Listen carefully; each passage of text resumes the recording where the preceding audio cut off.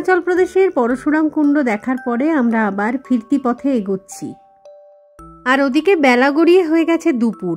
তো আমরা কিন্তু এখনো সত্যি জানি না যে আজকে রাতের বেলায় কোথায় স্টে করব। হতে পারে সেটা তিনসুকিয়া, ডিব্রুগড়, জোরহাট বা তেজপুর। আপাতত খিদের চোটে কিচ্ছুই আর ভাবতে ইচ্ছে করছে না। তো একটা ছোটোখাটো দোকানের সামনে দাঁড়িয়ে আমরা খেলাম পরোটা তরকারি আর ডাবল ডিমের অমলেট। তো এই পথটুকুনিতে খুব সুন্দর সুন্দর কয়েকটা রিসর্ট পড়ে, তো যেগুলোতে মানে থাকার জন্যও যাওয়া যেতে পারে অথবা শুধুমাত্র খাওয়ার জন্যই কিন্তু ঢোকা যেতে পারে। তবে সবকটা রিসর্টেই কিন্তু এন্ট্রি ফি রয়েছে, মানে তুমি ঢুকলে অথচ কিছু খেলে না এমনটা কিন্তু চলবে না, একটা চার্জ তোমাকে পে করতেই হবে। তো এইসব জিনিস মাথায় রেখে আমরা তো একটা ছোটোখাটো দোকান থেকে খাবার দাবার খেয়ে নিয়ে এখন চলেছি গোল্ডেন প্যাগোডার দিকে। তো গোল্ডেন প্যাগোডা হচ্ছে নামসাইতে, আর পরশুরাম কুণ্ড থেকে এই গোল্ডেন প্যাগোডার ডিস্টেন্স হচ্ছে 65 কিলোমিটার। তো সময় লাগবে ধরো 1.5 থেকে 2 ঘন্টা মতন। যারা আমার লাস্ট দুটো ভিডিও দেখেছো তারা তো জেনেই গেছো যে আজকে সকাল থেকে আমাদের কতটা খাটাখাটনি হয়েছে।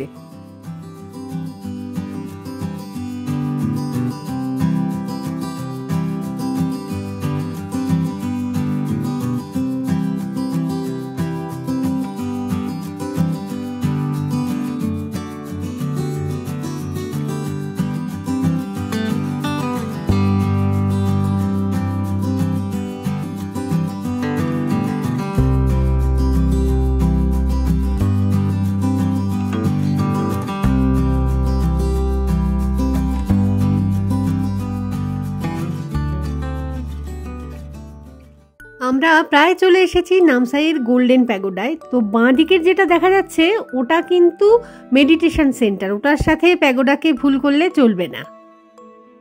গাড়িটাকে এখানে পার্ক করে রেখে আমরা এখন ভিতরটায় ঢুকবো। লোকাল ভাষায় এই গোল্ডেন প্যাগোডাকে বলা হয় কংমু খাম। ভিতরে ঢোকার জন্য টিকিট কাউন্টার তো নিশ্চয়ই আছে, তো সেটাই খুঁজে বের করার চেষ্টা করছি আর কি। ওই যে একদম ডান দিকটায় দেখতে পাওয়া যাচ্ছে টিকিট কাউন্টার। টিকিটটা নিয়ে আমি দাঁড়িয়ে আছি এখানে। সোনার কেল্লাও যেমন সোনা দিয়ে তৈরি নয়, গোল্ডেন প্যাগোডাও কিন্তু গোল্ড দিয়ে তৈরি নয়। কালারটা গোল্ডেন বলে গোল্ডেন প্যাগোডা বলা হচ্ছে এটাকে। বাঙ্কু দাঁড়িয়ে গেছে টিকিট কাটার লাইনে, আর আমি সেই সুযোগে একটুখানি নিজের ছবি তুলে নিচ্ছি। তো এই পরন্ত বিকেলেও কিন্তু লোকজন মোটামুটি ভালোই দেখতে পাচ্ছি এখানে। এন্ট্রি ফিও এখানে 20 টাকা আর কার পার্কিং 20 টাকা। 20 रुपए 1% करके और 20 रुपए पार्किंग। এখানে একটা গাছ রয়েছে, এই যে সামনের গাছটাই আর কি। তো রাস্তায় আস্তে আস্তে অনেকগুলো দেখছিলাম, অনেক বাড়িতেও দেখলাম, কি সুন্দর সেই তালপাতার পাখা হয় না, সেই রকম টাইপের আর কি। এই পাতা দিয়েই সেগুলো বানানো হয় হয়তো। জোরে হাওয়া দিলে পাতাগুলো যখন নড়তে থাকে দারুণ সুন্দর দেখতে লাগে।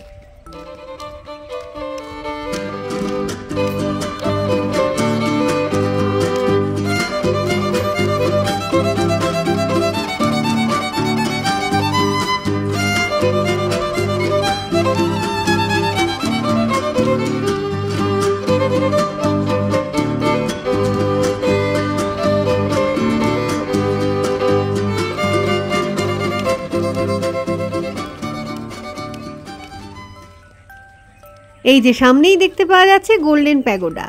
তো এটার আর্কিটেকচার একটুখানি ওই থাই বা বার্মিজ এরকম আর্কিটেকচারের সাথে কিন্তু ভীষণভাবেই মেলে। অনেকটা বড় জায়গা নিয়ে, তো পুরোটাই ঘুরে ঘুরে আমরা দেখবো। আর খুব সুন্দর বাগান করা আছে, এত ওয়েল মেনটেন্ড। তো এটার ভিতরে খুব সুন্দর বুদ্ধদেবের মূর্তি রয়েছে, তো দেখতে যাব অবশ্যই সেটা। তার আগে এই আশপাশটা ঘুরে একটুখানি দেখে আসি।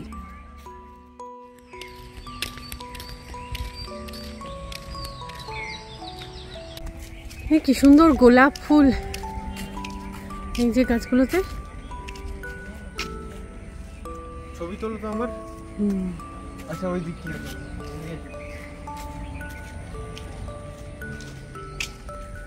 কত গোলাপ। হলুদ ফুলটা শুধু 20, হলুদটা দেখতে খুব ভালো লাগে, হলুদ গোলাপ। আহা, পুরো গোলাপের বাগানের মধ্যে দিয়ে যাচ্ছি, দারুণ কিন্তু, অপূর্ব। গোলাপের বাগানটা অসাধারণ। আসছি, দাঁড়া আসছি। কি সুন্দর, সামনে থেকে দেখাচ্ছি, দাঁড়াও। এটা কি ফুল আমি জানি না, কিন্তু আসছি। ফুল মনে হচ্ছে উল কেটে কেটে বানালে যেরকম হয় ওই রকম।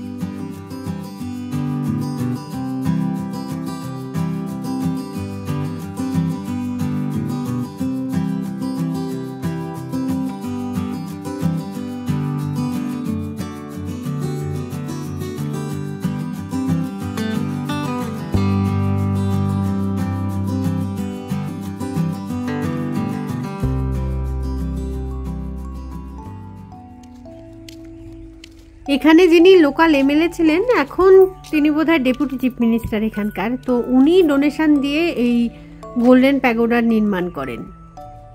উনি তাই খামতি সেক্টর থেকে বিলং করেন, মানে এখানে সেরকমটাই লেখা দেখলাম।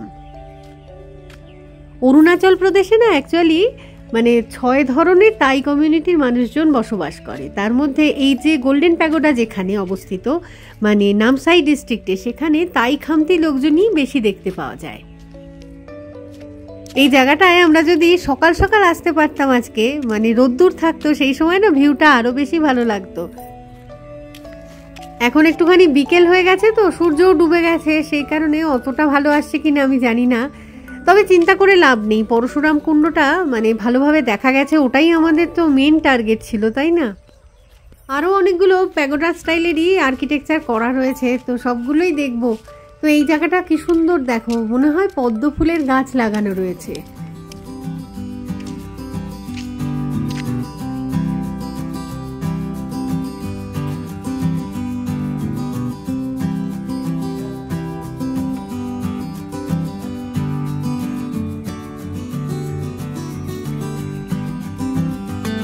কি সুন্দর, মনে হচ্ছে পুরো অন্য দেশে চলে এসেছি না?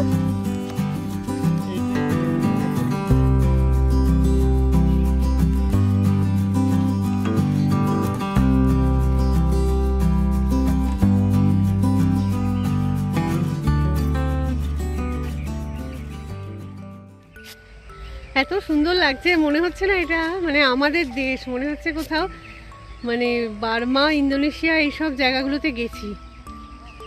অসাধারণ আর কি, একদম ঝকঝকে, মানে গোল্ডেন, তো সত্যি গোল্ডেন, একদম আলাদা একটা সৌন্দর্য।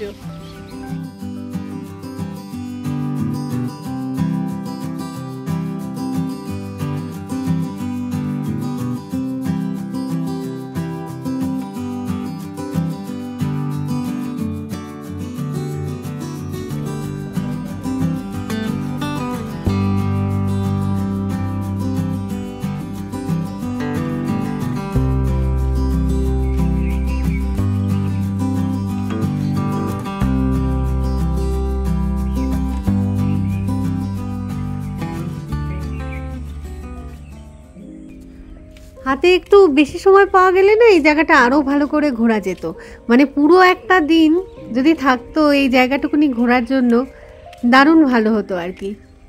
মানে মন ভরে গেল সত্যি, এত সুন্দর, এত শান্ত স্নিগ্ধ জায়গা। আর ফুলটা কি অসাধারণ, সবকটা ফুলই মানে কত রকম কালারের যে গোলাপ এখানে ফুটেছে কি বলবো।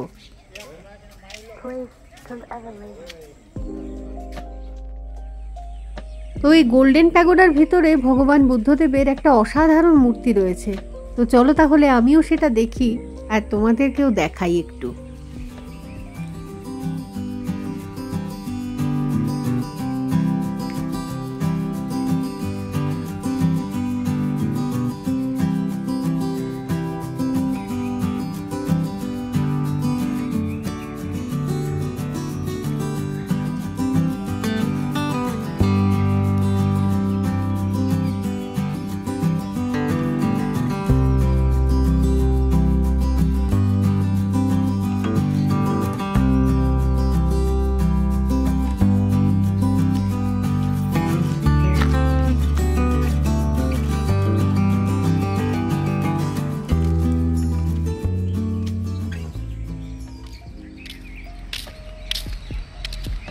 এটাই হচ্ছে গোল্ডেন প্যাগোডা।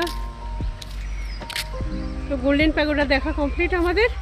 এবার বেরোবো এখান থেকে, দেখি আজকে সোজা শিলং যাই কি ডিব্রুগড়ে গিয়ে ওয়েট করি সেটা পরে ডিসাইড করছি। আপাতত এখান থেকে বেরোবো। তো খুব সুন্দর লাগলো, দারুণ কাটলো আজকের দিনটা।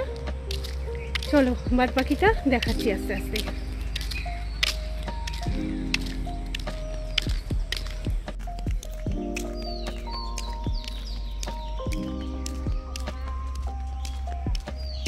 সামনেই গেটটা রয়েছে, ওটা দিয়ে ঢুকেছিলাম, এখন আবার ওটা দিয়ে বেরিয়ে যাব। তো ভীষণ ভালো লাগলো, মানে আজকের দিনটা অসাধারণ কাটলো আর কি। পরশুরাম কুণ্ড এই প্যাগোডা দেখা মানে অপূর্ব। করে দিলাম, এসি চালিয়ে দিলাম, সব কমপ্লিট করে দিলাম। যাও যাও, তুমি কি याद रखोगे, যাও बैठो सामने। কেন ও বাঙ্কু চালাবে এবার নাকি? বাহ।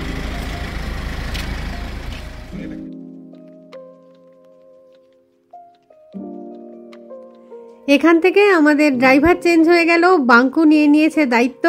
বাঙ্কু বলেছে যে কোথাও আজকে রাতে আমরা স্টে করব না, সোজা শিলং পৌঁছে দেব তোমাদেরকে কালকে ভোরের মধ্যে।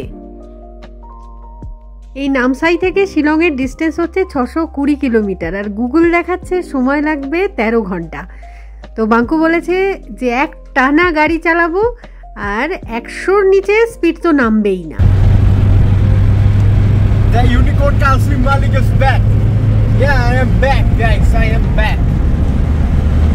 I'm back after a long time. Yeah. और एक बार मेरा हाथ को स्टीयरिंग आने से। আমাদের যে কোনো জার্নিতেই মানে ডেস্টিনেশনে পৌঁছানোর সময়টা গাড়ি চালায় হচ্ছে বাঙ্কুর বাবা, আর ফেরার সময় চালায় হচ্ছে বাঙ্কু। মানে দুজনেরই পারফরমেন্স সত্যি কথা বলতে কি একেবারে অনবদ্য, কোনো কথা হবে না। এ বলে মানে আমি বেটার, ও বলে আমি বেটার, এরকম অবস্থা। তবে বেশি প্রশংসা করলে যদি আবার বিগড়ে যায়, তাই প্রশংসা করে খুব একটা দরকার নেই, যে পারে আমাকে বাড়ি অবধি পৌঁছে দিক।